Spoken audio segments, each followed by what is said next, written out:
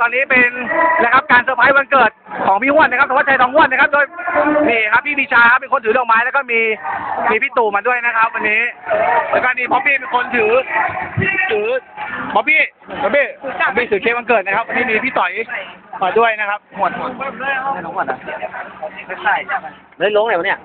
ไม่เป็นไรวันเกิดไปวันเกิดเองวัน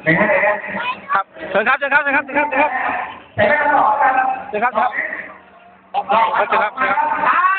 ื่องขบวนวันเกิดครับเราเพลงหน่อยมัดBirthday to you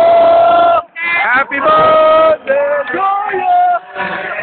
Happy birthday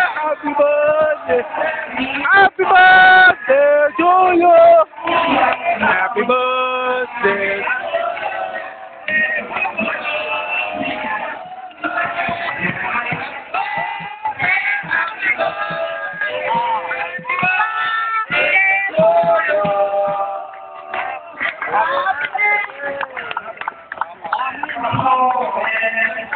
บ้านแบบ